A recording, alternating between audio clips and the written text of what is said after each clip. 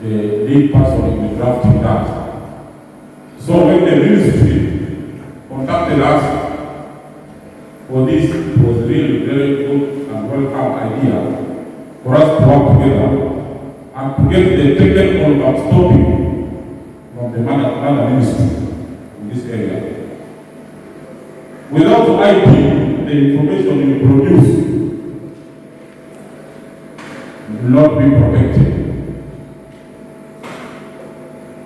We have been producing good information that can be intellectually protected, but we just give it out. Some colleagues came here for workshop and some capacity building and told us that they have seen so many innovations that will lead to protection. But as we produce, we have been moving from exhibition to exhibition, telling people what we are doing, without first protecting. So, in terms of why it is important for people to protect their innovations, you see, as an office, we've observed that there is a growing trend of people protecting and innovating, yes, especially coming out of universities, because universities have it as a requirement for most of their technical courses for people to graduate having done a project. Now, these projects are very often creative projects and they have outputs which can be protected using intellectual property. But because most of our people do it just to graduate, those projects end at graduation, yes? Yet people go on to look for jobs and they struggle for a while. Yet in a growing economy, like in the knowledge-based economy where Uganda is moving, some of these ideas could themselves create jobs for people. I'll give you an example of a very popular project that came out of a school. Facebook was somebody's university project. Yeah? So he did it in university, he even ended up not graduating, but he's now one of the richest people in the world from just that idea. So these ideas that we have the potential of employing so many people and creating jobs for us. So as an office, we feel, based on our mandate, that it's important to help people protect. In terms of interventions that we put out there, URSP has rolled out a number of interventions, some ongoing, some future coming. Currently, we have what we call the Technology and Innovation Support Centers project, which we roll out in universities to help them identify, protect and commercialize their innovations. So when they do this, they are able to see benefit coming out of it. So we have these technology and innovation support centers in universities including Makerere, Chambogo, Mbara University of Science and Technology, Lira University, and several others because they are in 37 institutions. Shinpei Watanabe from JICA, Japan International Cooperation Agency. We, JICA, is cooperating with the Ministry of ICT to promote the ICT industry promotion project. The nickname is UJ Connect. The UJ stands for the Uganda and Japan. So our purpose, one of our purpose is supporting the collaboration between Uganda and Japan.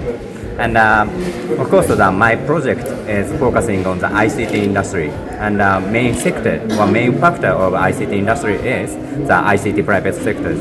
So we are supporting the ICT private sectors, and it means collaborating the Uganda ICT company and Japanese ICT companies. It means the Japanese company outsource to some project to the Uganda ICT company. It means that to increase some order or project or business in Uganda ICT industries. And another activity is the policy support and human resource development and entrepreneurship support.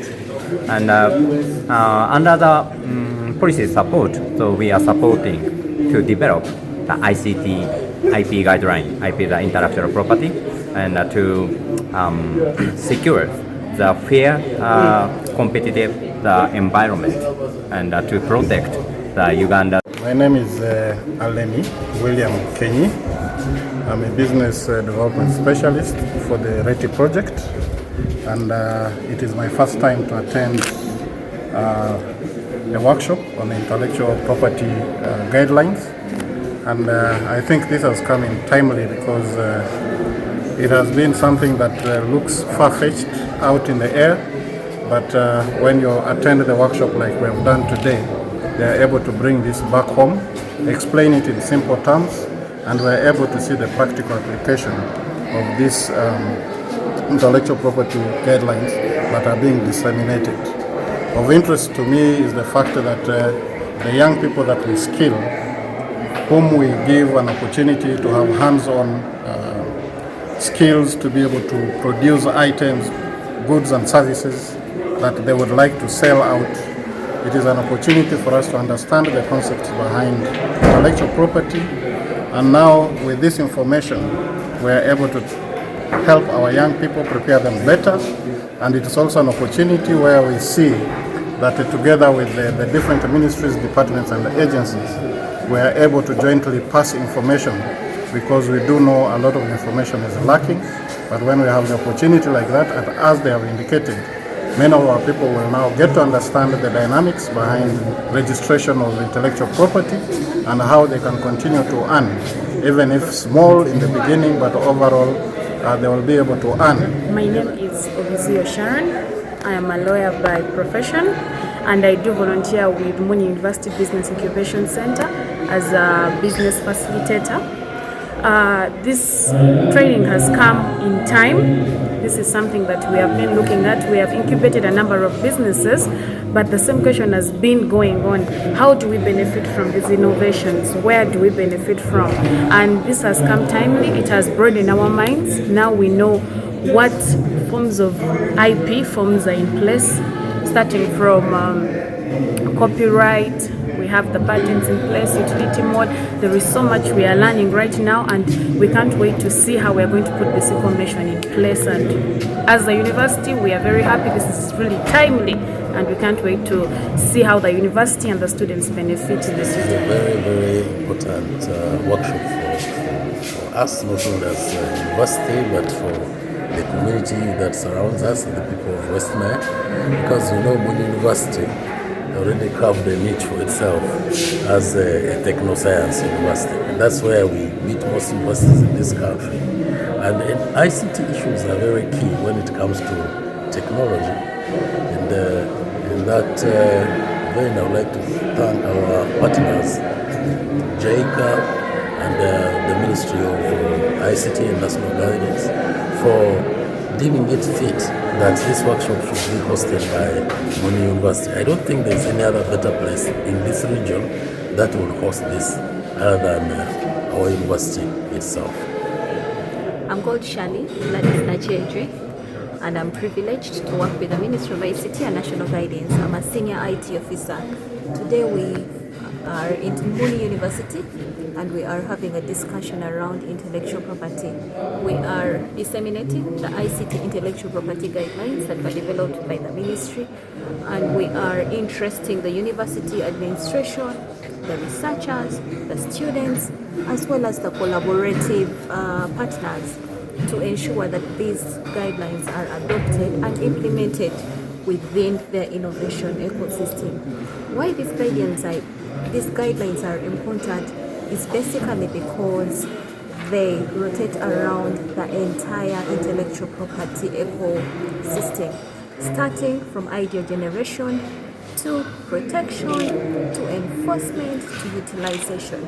Universities and academic hubs generate 70% of ICT innovations nationally. And we see that most of these innovations that are generated sometimes stay within our research labs, sometimes stay within our laboratories, as well as our desks.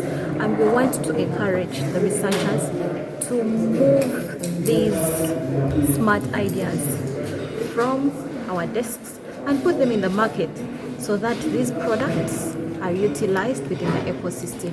We utilize a lot of products that we have imported from the rest of the world, yet we have our own young people come up with very innovative ideas, just like the one that I'm seeing here. So what we need to do is to encourage them to step out of that comfort zone and that mentality of thinking that our ideas are not good enough, but utilize intellectual property to commercialize them so that they can be the next big things within the ecosystem.